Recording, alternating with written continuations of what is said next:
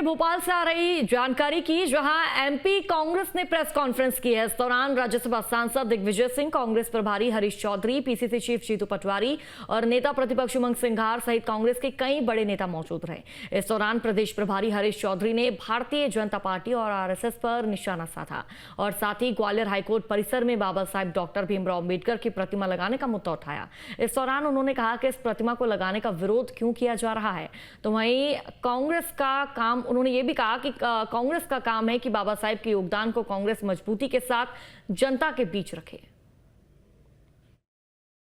जिसने देश की आजादी में यह स्वतंत्रता सेनानी हो, जिन्होंने योगदान दिया है, कांग्रेस पार्टी उनके मान सम्मान के लिए हमेशा लड़ती है और इतिहास बदलने का जो प्रयास कर रहे हैं उनके खिलाफ पूरे देश के लिए, जिन्हें देश के अंदर देश को बनाने में अहम भूमिका निभाई, उनके साथ खड़ी है।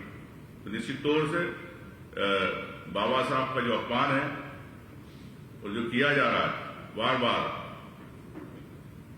ऐसे जो भी इतिहास के पन्नों को बदलने का प्रयास करेगा उसके खिलाफ कांग्रेस पार्टी पूरी तरह खड़ी रहेगी। देश को बचाने के लिए, हर नागरिक के सम्मान के लिए, हर स्वतंत्रता सेनानी के लिए, देश की आजादी में जिन्होंने नींव रखी उनके लिए। साहेब अम्बेडकर आखिरी संविधान सभा में बोले कि आज के बाद यानी कल 26 नवंबर 1949 को संविधान सभा को सौंप दिया जाएगा। और बाबा साहेब अम्बेडकर ने संविधान सभा को सौंपा।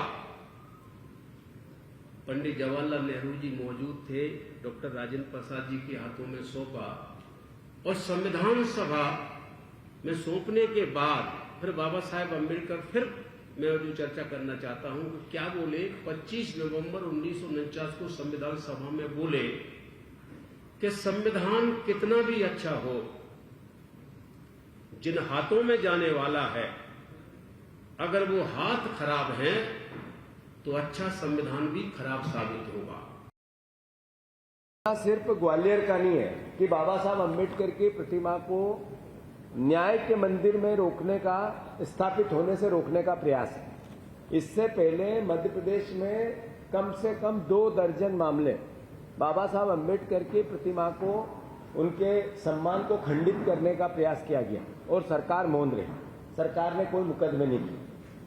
मैं पूछना चाहता हूं बीजेपी की सरकार से कि अशोकनगर में 2025 में सामाजिक तत्वों ने अंबेडकर की प्रतिमा के साथ छेड़छाड़ नहीं की थी क्या? किसको गिरफ्तार किया आपने?